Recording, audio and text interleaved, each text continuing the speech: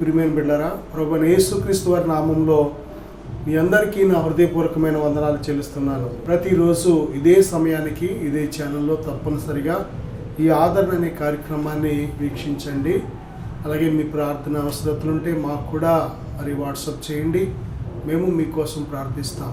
దేని బిడ్డలారా, ఈరోజు పరిశుద్ధాత్మను గురించి కొన్ని విషయాలు మనం నేర్చుకోబోతున్నాం.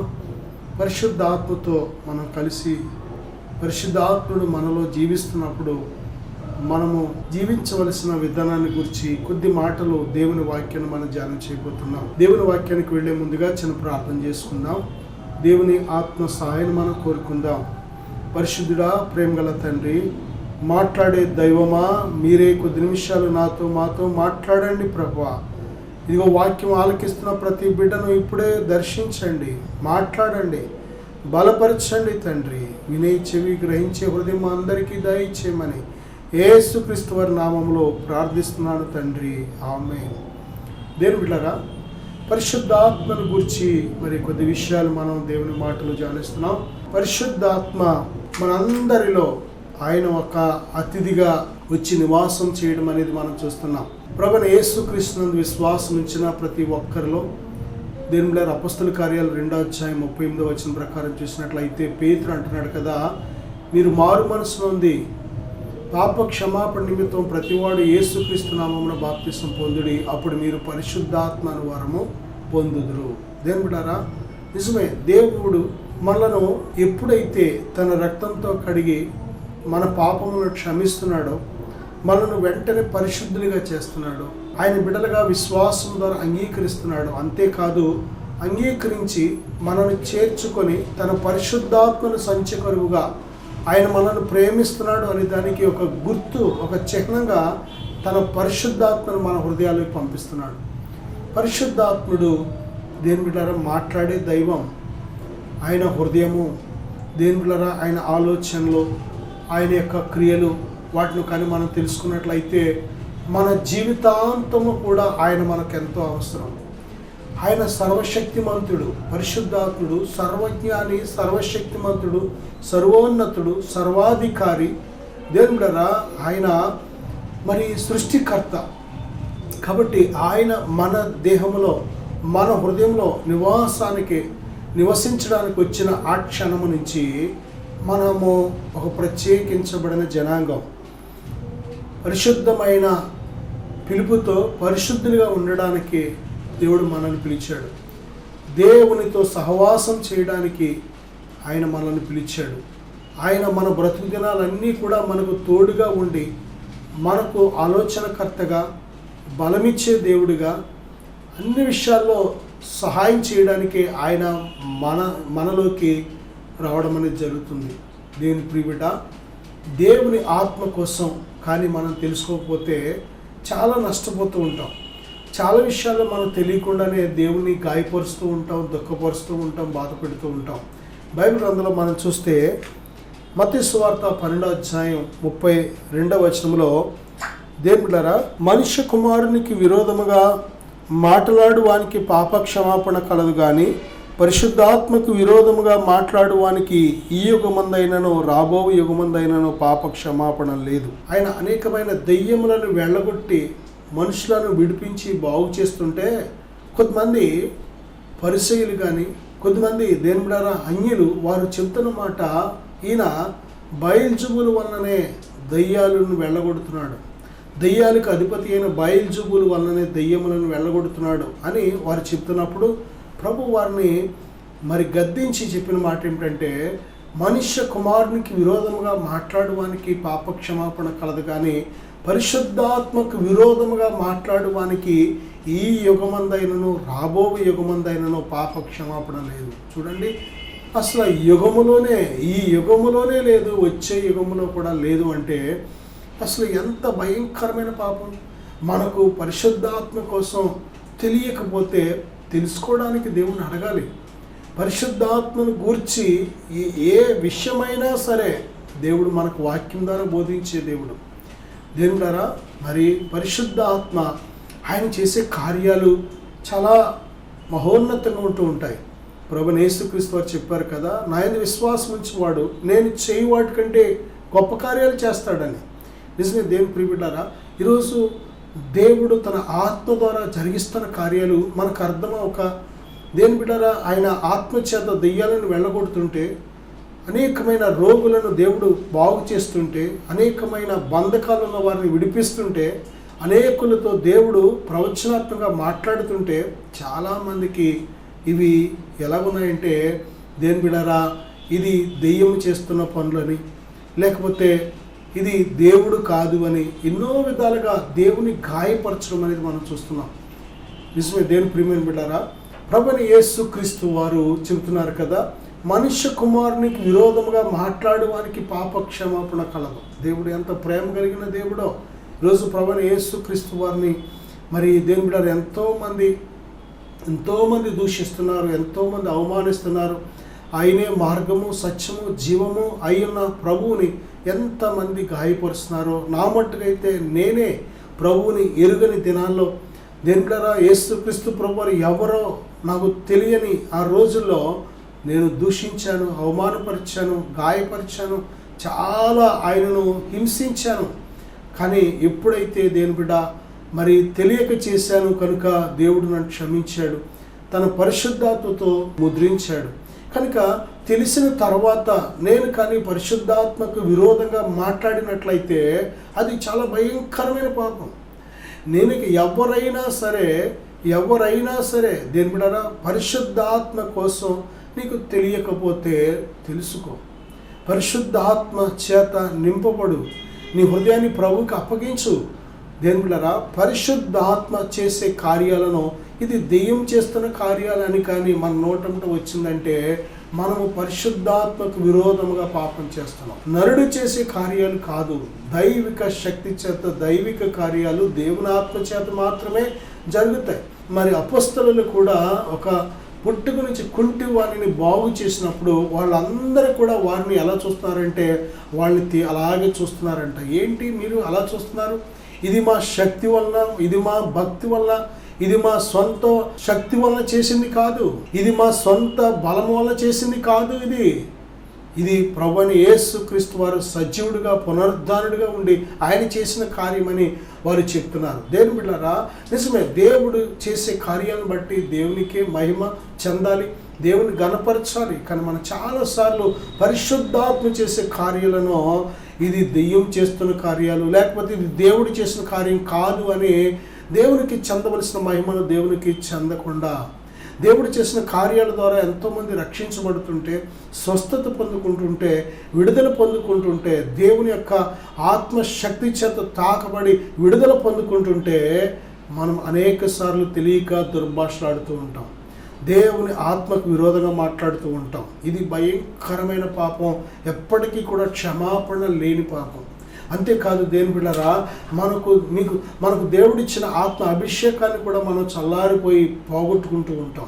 కాబట్టి దేవుని బిడ్డలారా, ఇక్కడ మనం చూసినట్లయితే మత్తయి 12:32లో పరిశుద్ధాత్మకు విరోధమైన పాపాల్లో దేవుని బిడ్డలారా ఆయనను దెయ్యమని అవమానపరచడం. రెండవదిగా మనం చూసినట్లయితే మార్కు సువార్త 3:29 అలాగే లూకా సువార్త 12:10 మనం చూసినట్లయితే పరిశుద్ధాత్మ విషయమై దూషణ చేయడం, పరిశుద్ధాత్మకు విరోధంగా మాట్లాడడం, ఇక్కడ పరిశుద్ధాత్మను దూషించడం. దేని బిడ్డారా, ఈ రెండు కూడా భయంకరమైన పాపాలు, నిత్య పాపం. అది నిత్య పాపము చేసిన వాడు ఏమాత్రము కూడా దేవుని రాజ్యాన్ని స్వతంత్రించుకోలేడు, దేవుని రాజ్యం వెళ్ళలేడు. దేవుని ఆత్మ లేనివాడు ఆయన వాడు కాదని ప్రభు చెప్తున్నారు. కనుక దేని బిడ్డారా, దుఃఖపరిచే నీలో దేవుని ఆత్మ ఎలా నివాసించగలుగుతారు? దేవుని ఆత్మను నమ్మలేని ఒక హృదయంలో ఎలాగైనా నివసించగలుగుతారు? విశ్వాసము ద్వారానే దేవుడు మన హృదయాల్లో నివసిస్తున్నాడని బైబిల్ చెప్తుంది. నువ్వు దేవుని ఆత్మను విశ్వసించలేనప్పుడు దేవుని ద్వారా ఎలాగైనా నీలో నివసించగలుగుతారు? కనుక ఆత్మ లేని వాడిగా ఉండి మాట్లాడుతూ ఉంటాం. దేవుని ద్వారా మనకు తెలిసిన చిన్న మిడిమిడి జ్ఞానంతో మాట్లాడుతూ ఉంటాం. ఏదైనా సరే మన ఆత్మీయ జీవితంలో లోతుకు వెళుతున్నప్పుడే, కొన్ని ప్రత్యక్షతలు మనం పొందుకుంటున్నప్పుడే దేవుని ద్వారా కొన్ని సత్యాలు మనకు తెలుస్తాయి. మనము మనుషులుగా కూర్చొని మాట్లాడుకొని వాదించుకున్నంత కాలం కూడా ఇవి మనం ఏమాత్రం కూడా తెలుసుకోలేం. ఆత్మ సంబంధమైన విషయాలు ఆత్మ చేతే వివేచించాలి. కాబట్టి దేవుని ఆత్మ సహాయం లేకపోతే ఇవి మనకు అర్థమవ్వవు. దేవుని ప్రియమైన బిడ్డారా, దేవుడు తన వాక్యం ద్వారా ప్రతీదీ దానికి మనకు వివరణ ఇస్తున్నాడు.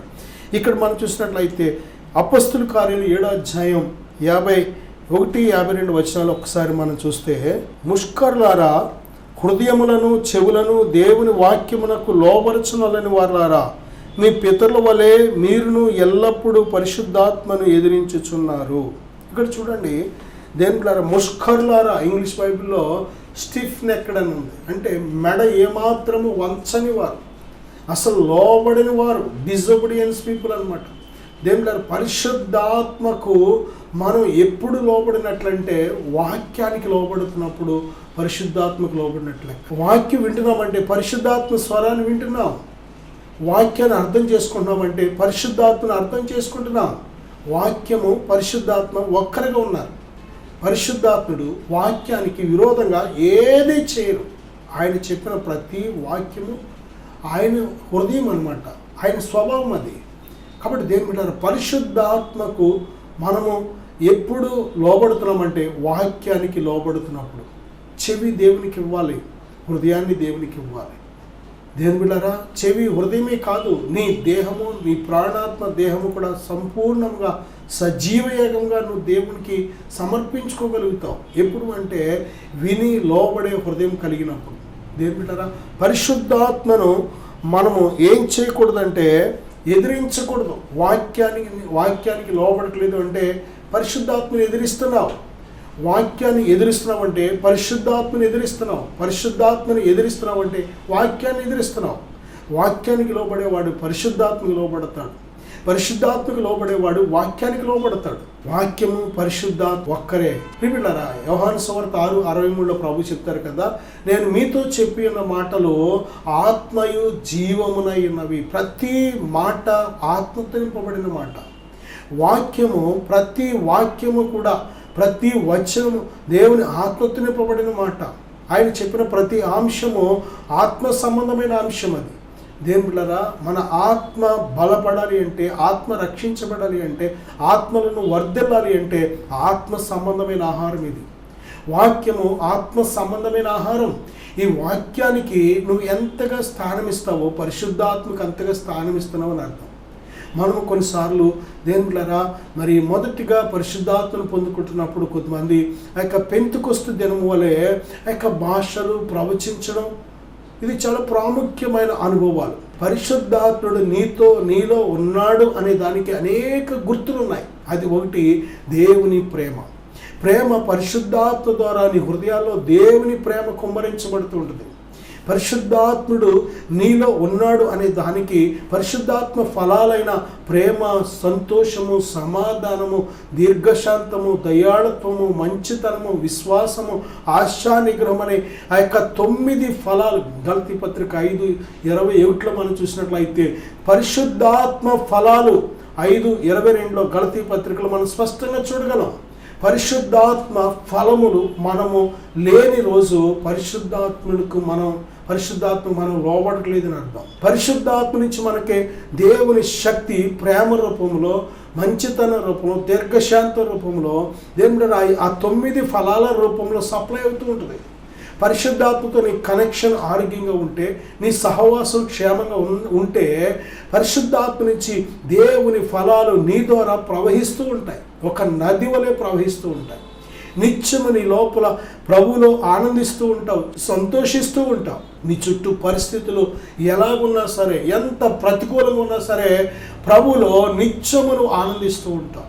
ప్రభు ప్రేమను చూపించగలుగుతావు. ప్రభువే మనకు మాదిరి. దేవుడారా, తండ్రి వీరేమి చేయించున్నారు, వీరెరుగారు, వీరిని క్షమించమనే అటువంటి దైవిక ప్రేమను పరిశుద్ధాత్మ ద్వారా దేవుడు మన హృదయాల్లో కుమ్మరిస్తున్నాడు కనుక మనం ఆ మాట చెప్పగలుగుతాం. సంతోషం, శ్రమలయందు కూడా సంతోషిస్తాం. నిందలు వచ్చినా సంతోషిస్తావు. ఏమీ లేకపోయినా సంతోషంగా ఉంటావు. ఎవ్వరు లేకపోయినా, అందరు విడిచిపెట్టినా, ఒంటరిగా ఉన్నా సంతోషిస్తావు. ప్రభువులో ఎల్లప్పుడూ ఆనందంగా ఉంటావు. దేవుని ప్రియబిడ్డ, ప్రభు యొక్క ఆత్మ నీలో ఉంటే సమాధానంగా ఉంటావు. ఇంటి వారితో సమాధానంగా ఉంటావు. నీ భర్తతో నువ్వు సమాధానంగా లేకపోతున్నావా? నీ భార్యతో సమాధానంగా లేకపోతున్నావా? నీ బిడ్డలతోనో, నీ తల్లిదండ్రులతోనో, నీ ఇరుగు పొరుగు వారితోనో, నీ స్నేహితులతోనో, నీ బంధువులతోనో సమాధానంగా లేకపోతున్నావా? పరిశుద్ధాత్ముడు నీలో ఉంటే ఎల్లప్పుడూ అందరితో సమాధానంగా ఉంటావు. సాధ్యమైనంత మట్టుకి అందరితో సమాధానంగా ఉంటావు. వారు నేను క్షమించకపోయినా నువ్వు క్షమిస్తావు. వారు నీతో మాట్లాడిపోయినా నువ్వు సమాధానకరంగా వారితో ఉంటావు. వారిని గురించి ఎన్ని రకాలుగా చెడుగా మాట్లాడినా నువ్వు వారి గురించి ఒక్క చెడు మాట మాట్లాడు. దేని బిడ్డ, ఇది పరిశుద్ధాత్మ మనసు. పరిశుద్ధాత్మ మనసు నీలో ఉంటే గర్వం ఉండదు, అహంకారం ఉండదు, తగ్గింపు ఉంటుంది, అపకారాన్ని మనసులో పెట్టుకోవు. దేవుని ప్రేమలో ఉండే ఆ గొప్ప మనసు క్షమిస్తావు, నమ్ముతావు, ఓర్చుకుంటావు. అన్ని విషయాల్లో పరిశుద్ధాత్మను కలిగి జీవిస్తూ ఉంటావు. పరిశుద్ధాత్మ ఆయన మనలో నివాసం ఉంటున్నారు కనుక మనము ఆయనను ఎదిరించకూడదు. వాక్యమైన దేవుణ్ణి ఆయన మనలో నివాసం ఉంటున్నాడు కనుక వాక్యానికి మనం ఎంతగా లోబడగలుగుతామో అంతగా పరిశుద్ధాత్మకు లోబడుతున్నామని అర్థం. ఇదే అనుకూలమైన సమయం. ఒకవేళ ఇప్పటి వరకు నా సహోదరుడా, సహోదరి, పరిశుద్ధాత్మను ఎక్కడైనా మరి ఎదిరించావా? పరిశుద్ధాత్మకు విరోధంగా మాట్లాడావా? పరిశుద్ధాత్మను దూషించావా? ఇదిగో నేను మీకోసం ప్రార్థన చేయాలని ఆశపడుతున్నాను.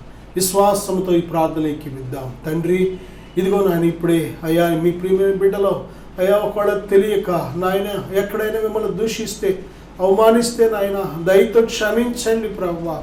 ఇప్పుడే మరొకసారి మీతో అంటుకట్టండి. మీ నిత్య జీవం ప్రవహించాలయ్యా. మీ శక్తి, మీ ప్రేమ అయ్యా, మీలో ఉన్న నిత్య జీవము, మీలో ఉన్న సంతోషం, మీలో ఉన్న శక్తి బిడ్డలో ప్రవహించాలి ప్రభువా. అడ్డుపడుతున్న ప్రతి అవిశ్వాసం కూడా, అడ్డుపడుతున్న ప్రతి అయ్యా మూర్ఖత్వం ఇప్పుడే తొలగించండి ఆయన. తండ్రి, ఇప్పుడే మీ శక్తితో నింపండి, అభిషేకించండి. మళ్ళీ తిరిగి గొప్ప పాత్రలుగా వాడుకొని మరి యేసు నామములో ప్రార్థిస్తున్నాను తండ్రి. ఆమేన్. God bless you. దయచేసి ఇద్దరు ఆడవాళ్ళు ఉండండి, ఇద్దరు మామూలు ఉండండి, కట్టుకునే వాళ్ళు అంతే. Thank you Jesus.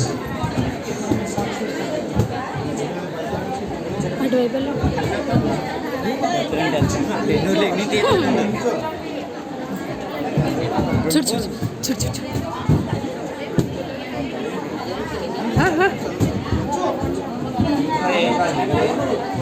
ఎవరు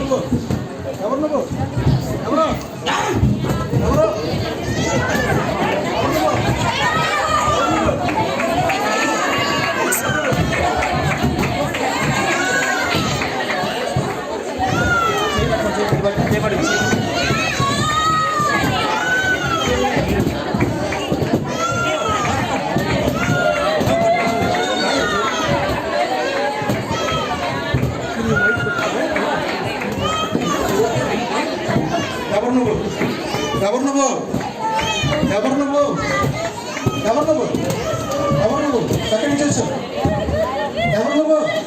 చెప్పు. ఎవరు నువ్వు? ఎవరు నువ్వు? ఎవరు నువ్వు? ఎవరు నువ్వు?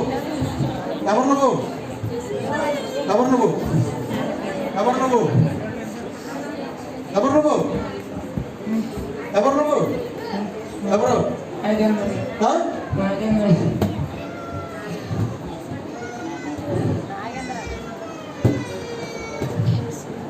నువ్వు నడిపించాడా? ఏముందా ఇంకా నీలో?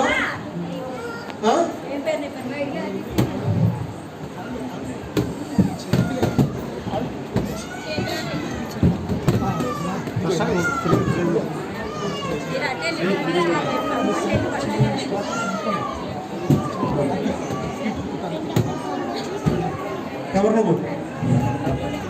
ఎవరు నువ్వు? ఎవరు నువ్వు? ఎవరు నువ్వు? ఎవరు నువ్వు?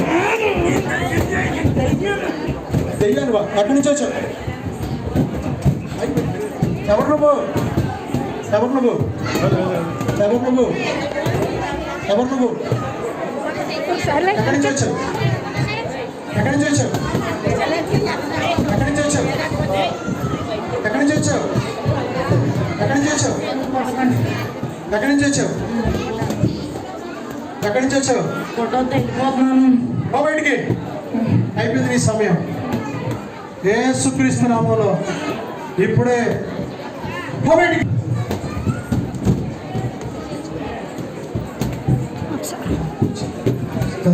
వందనాలు చెప్పేసరికి హల్లెలూయా. ఎన్నో సంవత్సరాల నుంచి త్రాగుడికి భారం చేసేసి కుటుంబాన్ని ఏడిపించింది దేవుడు. ఈరోజుతో దేవుడు నీకు విడుదల ఇచ్చాడు. Thank you lord. వందనాలు చెప్పేసరికి వందనాలు చెప్పా. హల్లెలూయా హల్లెలూయా.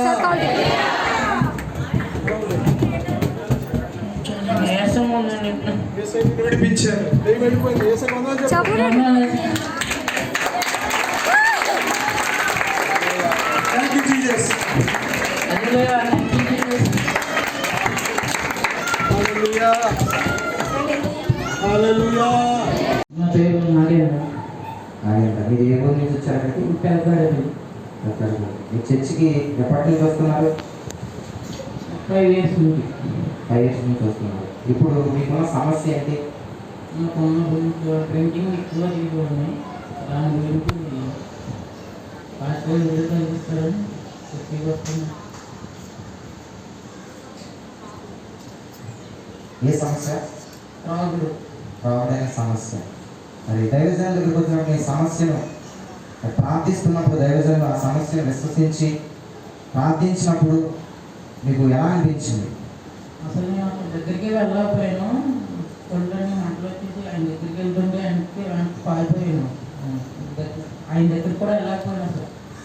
అప్పుడు నేను పక్కన వాళ్ళని పట్టుకుని ఫస్ట్ వాటర్ స్ప్రే చేయగానే ఏమేమి తెలియదు పడిపోయాను. అలా అంతా పట్టేసినట్టు అయిపోయి తర్వాత రిలీజ్ అయ్యింది. కింద కూర్చొని ఆ వాటర్ స్ప్రే చేసి తర్వాత మీకు రిలీఫ్ అనిపించింది. ఇప్పుడు మీరు ఇతరులకు ఇచ్చే సాక్ష్యం ఏంటి? దేవుడు నమ్మదగిన దేవుడు, పరిశుద్ధమైన దేవుడు. నేను కూడా నమ్మాను.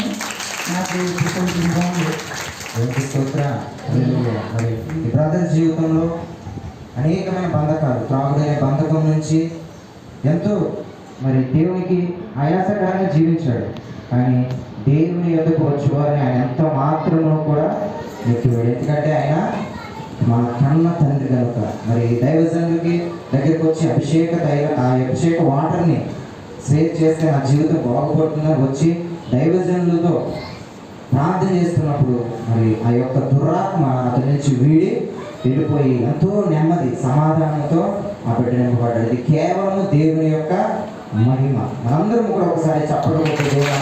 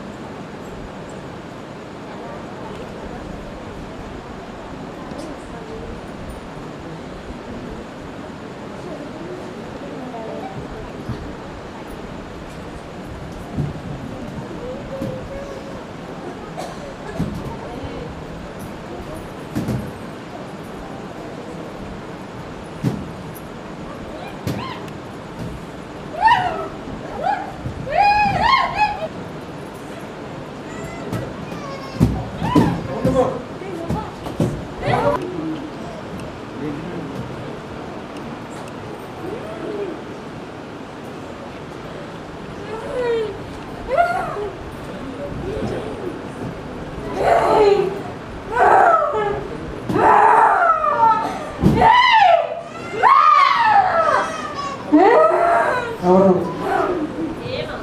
ఎక్కడి నుంచి వచ్చావు?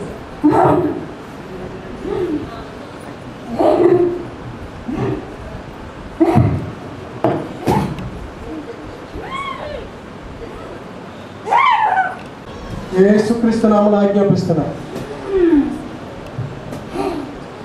ఎప్పటి నుంచి ఉన్నావు? ఎంతకాలం నుంచి ఉన్నావు?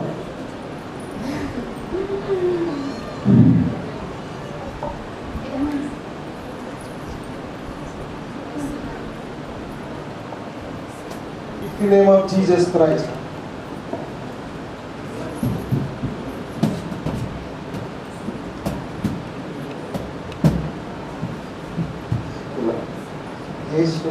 విడుదల ప్రకటిస్తున్నాను. మొదలుకొని సంపూర్ణ ఆరోగ్యం, నెమ్మది, సంతోషం కలుగులుగా అర్పిస్తున్నాను. దేవుడిని విడిపించాడు. సంతోషంగా దేవునికి స్తోత్రం చెప్పండి. హల్లెలూయా. దేవుడు నన్ను విడిపించాడు. నా పేరు వచ్చి విజయలక్ష్మి అండి.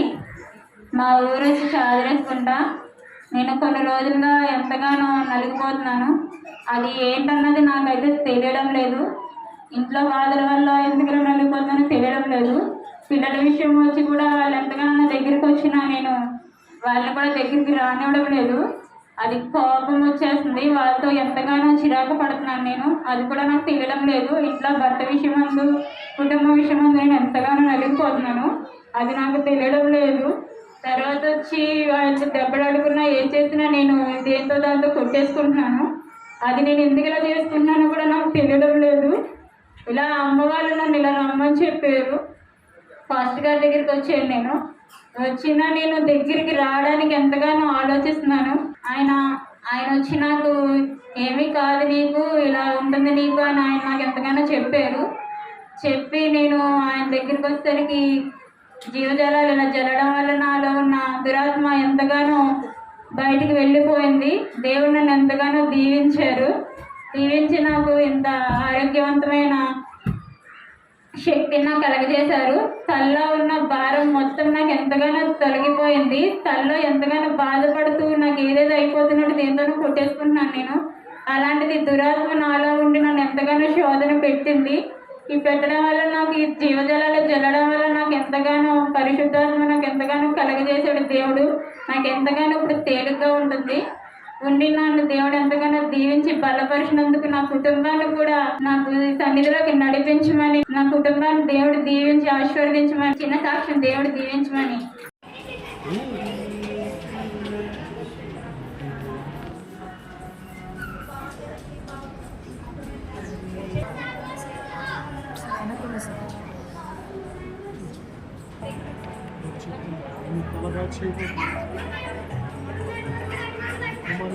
త్వరగా వాడుకోబోతుంది. మించిన ప్రయాణం ఇవాళకి తోడుగా ఉన్నారు కనుక ఈ పూర్తిగా రూపించిన 5 వర్గాలను గడిచారు. మార్గాన్ని సరళం చేయబోతున్నారని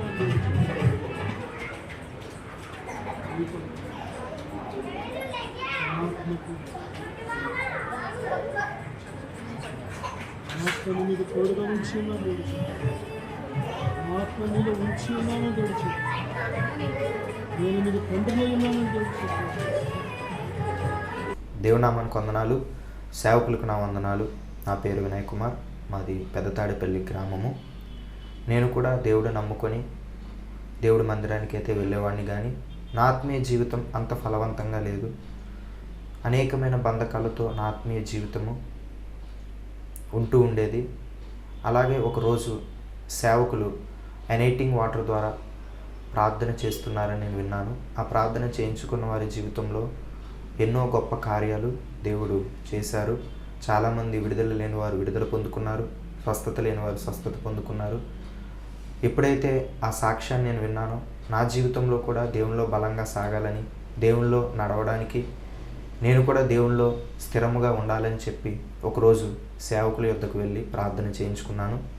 ఎప్పుడైతే సేవకుల ద్వారా ప్రార్థన చేస్తున్నప్పుడే దేవుడు నన్ను బలంగా తాకారు. వెంటనే నాలో నా హృదయం నుంచి ఏదో ఒక తెలియని బంధకం, ఏదో ఒక చీకటి నా నుంచి బయటికి వెళ్ళిపోవడం నేను గ్రహించాను. ఎప్పుడైతే అలా చీకటి బంధకం నా నుంచి వెళ్ళిపోయిందో నా హృదయం చాలా తేలికైంది. దేవుడు తన బలమైన ఆత్మతో నన్ను నింపి నన్ను స్థిరపరిచి తన ఆత్మతో నన్ను ముద్రించారు. ఆ రోజు నుంచి ఈ రోజు వరకు కూడా నా జీవితంలో దేవుడు ఎన్నో గొప్ప కార్యాలు చేశారు. అప్పటి నుంచి నా ఆత్మీయ జీవితంలో బలమైన ఆత్మీయ జీవితంలో నేను కొనసాగించగలుగుతున్నాను.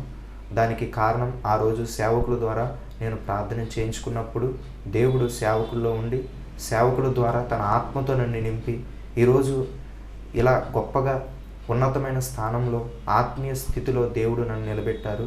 దేవుడు నా జీవితంలో చేసిన ఈ కార్యమును బట్టి దేవునికే సమస్త మహిమ, ఘనత, ప్రభావములు యుగయుగములు చెల్లునుగాక. సేవకులు కూడా నా ప్రత్యేక వందనాలు. Thank you. Praise the lord.